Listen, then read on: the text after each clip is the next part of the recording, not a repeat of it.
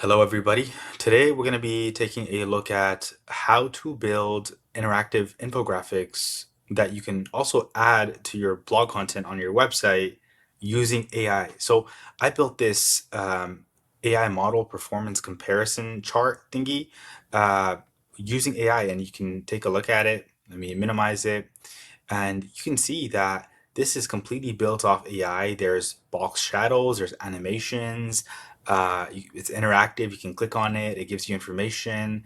I also did another one. If I scroll down a little bit to the bottom of the page, you can see that there's another one that I built completely using AI. And it explains what the actual chart is. This is a radar chart, and this part's not interactive, but if you scroll down, this part is interactive, and you can click on this and you can click on that. And the best part is it's also mobile responsive. So if I go back here on if it's mobile responsive, you can see that it's quite literally mobile responsive. It looks really nice. If I go back to the other one here as well, it's mobile responsive.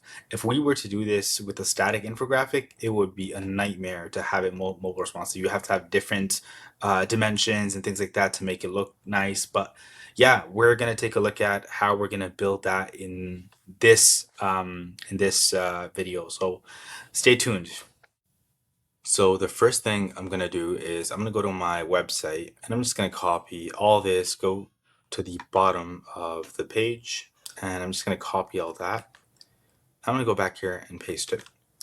And so basically what's happening here is I'm in a project in Claude, and I'll have another video about this very soon on what projects is and what are some of the use cases with Claude projects. But projects is basically another alternative to GPTs from ChatGPT.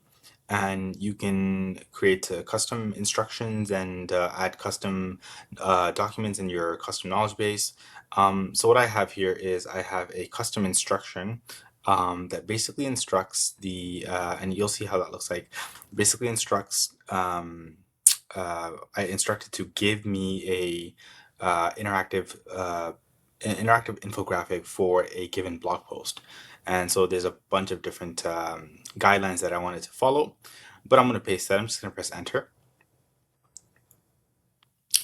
So once I give it the blog post, what it does is it analyzes the actual blog post, and it'll give me 5 potential interactive infographics that we can actually build from that blog post. And it gives me 5, which then I can choose one of those 5. So for example, it can create a AI model performance comparison. It can do a test results breakdown, AI model strengths visualizer, task specific AI recommendation tool, AI test methodology explorer. Let's do the first one. So I'm just going to click on one and click enter. So what I now have on the right side is a infographic that it compares the different models. So I believe the top here are the scores that I gave it in that blog post for each model. And if you click on test 1, test 2, test 3, it breaks down the winners and the losers. What I'm going to do is I'm going to ask it, can you make this look nicer, add box shadows, and make it look minimalistic? When clicking a card, the information in the card should also be animated somehow. I'm going to click on enter and see what that does. So now it does look a little bit nicer. You can see there are some animations. If I click on a card, it animates and expands. And if I click on it again, it goes back to normal. Now what I want to do is, I don't like that the cards are in one column.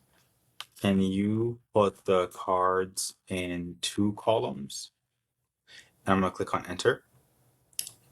So after some back and forth, I had some issues with it. Basically, for some reason, it was adding the expanding cards on 1 column, and I wanted it in 2 columns. So now we have something that I think looks really nice. And what I'm going to do is I'm going to copy this code. And I'm going to go over to this page here. I'm going to click on edit post. And you can do this. This is specifically for WordPress, but you can basically do this with Shopify and anything else that you can add HTML or any code into the actual post. And so I'm just going to find a place within the actual blog post to put this exact code in. So I think this is a good spot right at the beginning of the article, and I'm just gonna click on forward slash. I'm gonna type in HTML and add a custom HTML, and I'm just gonna paste that code in, and I'm gonna preview it to see how it looks like, and it looks good to me for now. Okay, and I'm just gonna update that and see how that looks like. Now, if you take a look at the actual blog post, if I scroll down, I actually see this code that I just built off Claude in my blog post, which is amazing. The AI model comparison. What I want to do now is I want to make sure that this is clear. So when someone is coming on this blog post, again, just an FYI, this blog post is something more of a test, akin to a test, rather than something that I would actually publish and spend some time. So I have, I only recently built my website, and so some of the recent blog content on the website isn't necessarily something that might even be there for the long term.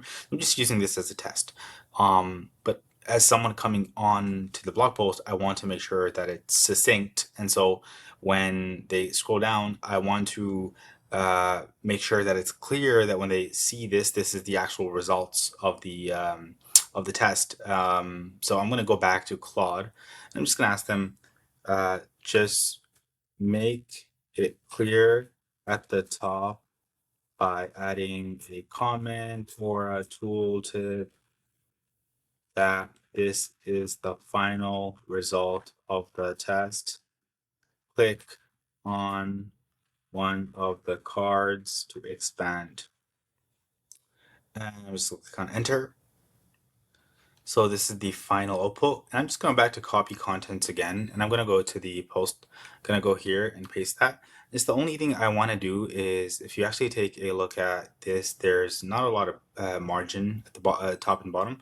So I'm just going to add a little bit of margin at the top. So I'm going to go back into the code here, and I'm just going to look for margin here and just do maybe like, I don't know, 1 or maybe 2 REM, and update that, and let's see how that looks like. Updating. And if I refresh this page, so I have now, if you scroll down, AI model performance comparison. These are the final results of the AI model comparison test. Click on a card below to see the details, and you can see a tooltip. Each card represents a specific test. Click to expand and see detailed results. And I can click on it, and you see test 1, SEO optimization of a blog post, winner Claude 3.5 Sonnet. Claude 3.5 Sonnet understood the task best, providing a practical suggestions rather than a complete rewrite. It advises on keyword-rich titles, meta descriptions, internal linking opportunities. So this is honestly an amazing, amazing use case. So let's build a couple more to show you how powerful this can actually get. So I'm back here at the top 5 potential interactive infographic ideas that I gave, and I want to do the third one here. So I'm going to go here. I'm just going to copy the third one, and I'm just going to say, can you now do this infographic? Paste that. So what it gave me back is a AI model strengths visualizer. Click on a model or a strength to see detailed information about how it performed in the tests. So we'll do Claude 3.5 Sonnet. Click on that, practical suggestions.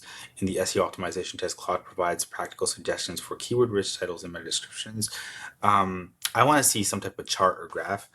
So I'm going to ask it, can you add some type of chart or graph to illustrate strengths across models, and I'm going to click on enter.